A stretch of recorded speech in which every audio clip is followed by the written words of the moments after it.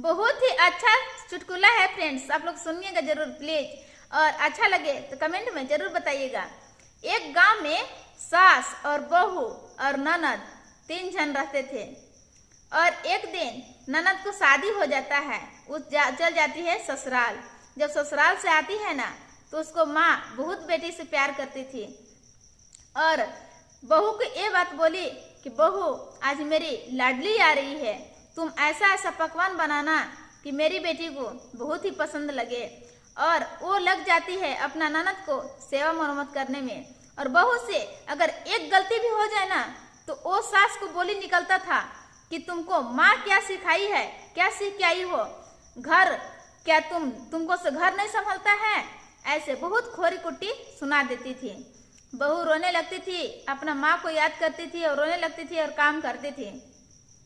और उसको ननद भी वही बात बोलती थी, अपना माँ को सिखाती थी कि तुम घर का मालिक बन के रहना, भाभी को कभी मलकिनी मत बनने देना।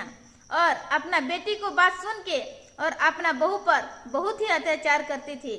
समय बीतता गया दोस्तों, फिर उसके बाद में वो सास बीमार गिर जाती है। जब बीमार गिरती है ना, तो वो चल जाती है ससुराल। और जब बीमार गिरती है तो उसको बहू समय से पकवान बना के खिलाना और गर्मा गर्म खाना खिलाना और दवा पानी हर चीज मतलब सेवा मरम्मत करना उसको बहू करती थी। जब वो आई, बीमार के नाम सुनी, जब आई अपना माँ से भेंट करने, तो 2 दिन रही और तीसरा दिन में बोल रही है कि माँ अब जा रहे हैं घर। तो उसको माँ ये बोली कि बेटी और कुछ दिन रुक जा, क्योंकि बहुत ज्यादा तबीयत खराब हो गया है।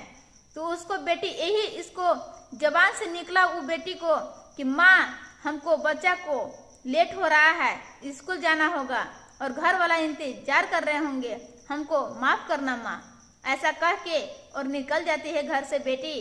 और वो सास को आंख से आंसू उसी समय गिरता है कि हम क्या बहू करते, क्या चीज हम बहू के साथ में किए हैं, और सब चीज याद पड़ने लगता है। जब बहू आती है दवा लेके तो खिलाने के लिए, तो अगड़िए से रोवत देखती है सासू माँ के।